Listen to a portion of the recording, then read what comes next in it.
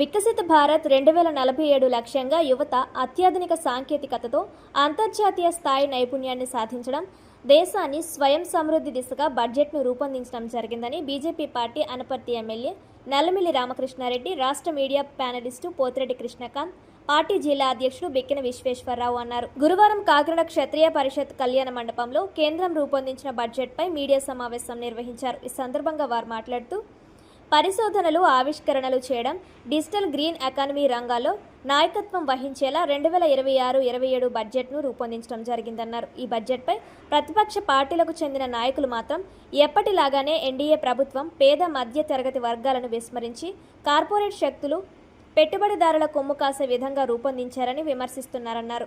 ఈ బడ్జెట్తో అంతర్జాతీయ స్థాయిలో భారత్ మరొక అడుగు ముందుకు వేస్తుందని, యువతకు ఉపాధి, ఉద్యోగ అవకాశాలు కల్పించడమే లక్ష్యంగా బడ్జెట్ ఉందన్నారు.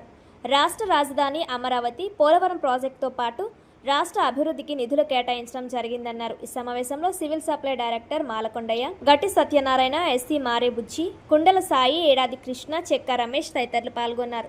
ఎనర్జీ నుంచి నాన్ కన్వెన్షనల్ ఎనర్జీకి మారినట్టయితే పర్యావరణాన్ని పరిరక్షించే దిశగా మనం ముందుకు వెళతామనేది కూడా ఈ సందర్భంగా తెలియజేస్తూ ఉన్నా. అదేవిధంగా అన్నిటికన్నా ముఖ్యమైనది హెల్త్కి సంబంధించి ఇది కూడా రికార్డు స్థాయిలో గతంలో ఎప్పుడూ లేని విధంగా 1,04,00,00,000 రూపాయలు 1,04,00,00,000 రూపాయలతో ఇవాళ ఈ రంగానికి కేటాయింపులు జరగడం జరిగింది. అదేవిధంగా ఇవాళ ప్రాచీన వైద్యాన్ని ప్రోత్సహించాలి. ముఖ్యంగా ఆయుర్వేదాన్ని కానీ, యునానీని కానీ, హోమియోపతిని కానీ ప్రోత్సహించాలనే దిశగా కేంద్ర ప్రభుత్వం వెళ్తూ ఉంది. దానికోసం మినిస్ట్రీ ఆఫ్ ఆయుష్కి 4,408 రూపాయలు కేటాయించారు.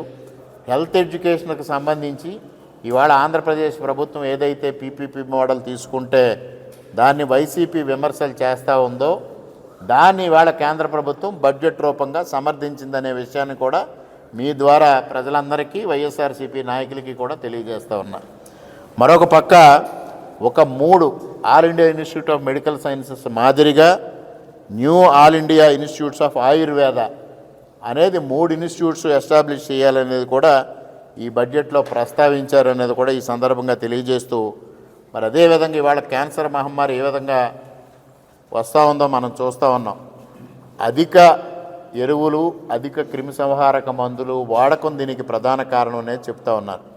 అందుకోసం ఇవాళ ప్రధానమంత్రి గారు ఏమంటున్నారంటే నానో ఫెర్టిలైజర్స్ వాడాలి, ఎరువులు, పురుగు మందులు వాడకం తగ్గించాలి, ప్రకృతి వ్యవసాయం వైపు మళ్ళాలి అని. అందుకోసం ఇవాళ అగ్రికల్చర్కి సంబంధించిన ఏదైతే ఎలకేషన్స్ చేశారో దానికి కూడా అక్కడ కూడా ప్రకృతి వ్యవసాయానికి పెద్దపీట వేశారు. పెద్దపీట వేసి ప్రకృతి వ్యవసాయం వైపు రైతులందరినీ మళ్లించాలనే ఒక ఆలోచన చేశారు అనేది కూడా ఈ సందర్భంగా తెలియజేస్తూ, 17 రకాల క్యాన్సర్ మెడిసిన్స్ పైన కానీ, డయాబెటీస్ మెడిసిన్స్ పైన కానీ ట్యాక్స్ ఎగ్జంప్షన్ ఇవ్వడం జరిగిందనేది కూడా ఈ సందర్భంగా తెలియజేస్తూ ఉన్నా. ఇక అదేవిధంగా ఏదైతే ఇవాళ మనం ఇతర దేశాల నుంచి ఇబ్బందులు ఎదుర్కొంటున్న నేపథ్యంలో మ్యానుఫ్యాక్చరింగ్ సెక్టార్ని బూస్ట్ చేయడం కోసం ఐటీ ఎగ్జంప్షను 5 years ఇవ్వడం జరిగింది. ఇంకో పక్క శాస్కి అంటే special assistance to state capital investment, దానికోసం 2 లక్షల కోట్ల రూపాయలు ఇవాళ సపోర్ట్గా ప్రకటించడం జరిగింది మినిస్ట్రీ ఆఫ్ ఫైనాన్స్ నుంచి. అంటే ఇవాళ మనకి ఇప్పుడే పవన్ కళ్యాణ్ గారు మనకు శాస్కి నుంచి రోడ్స్ ఇచ్చారు. తొందరలో ఆర్ఎండ్బిలో కూడా శాస్కి నుంచి రోడ్స్ వస్తాయి. అంటే స్టేట్ గవర్నమెంట్స్ ఇన్ఫ్రాస్ట్రక్చర్ డెవలప్ చేయడం కోసం 50 సంవత్సరాల పాటు ట్యాక్స్ లేకుండా, అదే ఇంట్రెస్ట్ లేకుండా కేంద్ర ప్రభుత్వం సపోర్ట్ చేయడం జరుగుతూ ఉంది. దానికోసం 2 లక్షల కోట్ల రూపాయలని ఇవాళ మినిస్ట్రీ ఆఫ్ ఫైనాన్స్ నుంచి ఇవ్వడం జరిగింది. ఇంకొక పక్క పూర్వోదయ, ముఖ్యమంత్రి గారు పదే అడిగారు పూర్వోదయ కింద మాకు సహకారం అందించండి అని. ఇంటిగ్రేటెడ్ ఈస్ట్ కోస్ట్ ఇండస్ట్రియల్ కారిడార్ని డెవలప్ చేయాలనేది ఇవాళ పూర్వోదయ పథకం ద్వారా బడ్జెట్లో ప్రస్తావించారు. ఇవన్నిటి ద్వారా ఇవాళ ఒక వినూత్నమైన బడ్జెట్ని, ఒక స్వయం ఉత్పాదక రంగాన్ని ప్రోత్సహించే దిశగా ఇతర దేశాలు దిగుమతులపైన ఆధారపడకుండా ఉండేలాగా 3వ ఆర్థిక శక్తిగా భారతదేశం ఎదిగే విధంగా ఇవాళ నిర్మలా సీతారామన్ గారు బడ్జెట్ ప్రవేశపెట్టారనేది మీ అందరికీ తెలియజేస్తా ఉన్నా.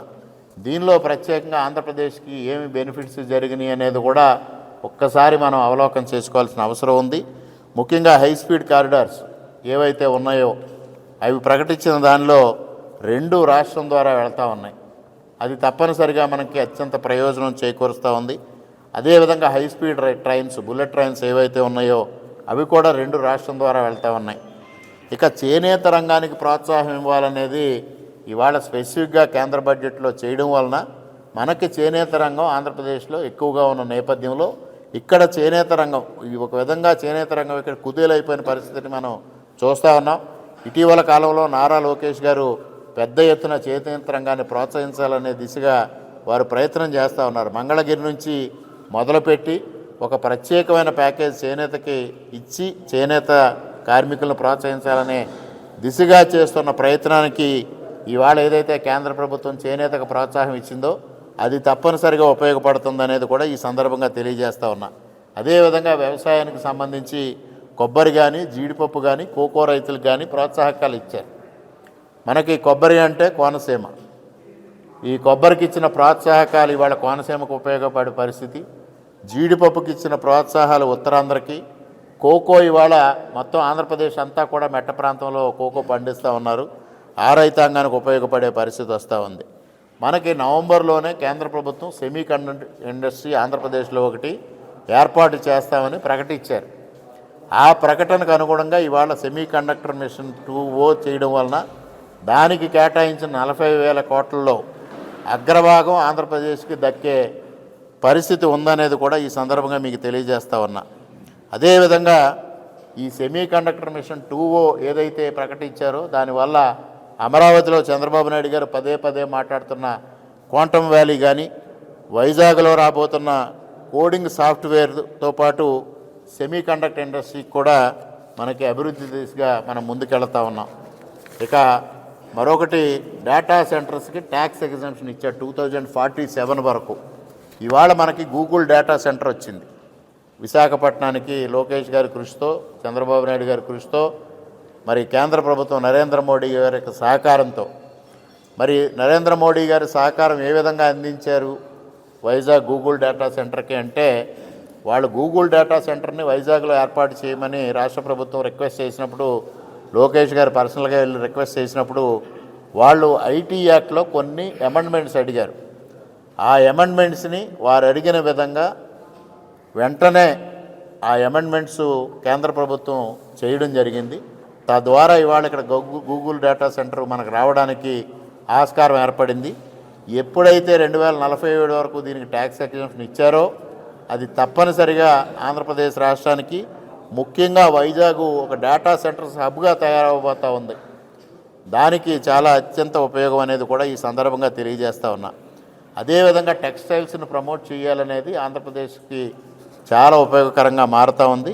దాదాపుగా టెక్స్టైల్ క్లస్టర్స్లో మనకు 10,000 కోట్ల రూపాయలు మనకి మేలు 10,000 కోట్ల రూపాయలు మేలు జరిగే అవకాశం ఉందనేది కూడా ఈ సందర్భంగా తెలియజేస్తూ ఉన్నా.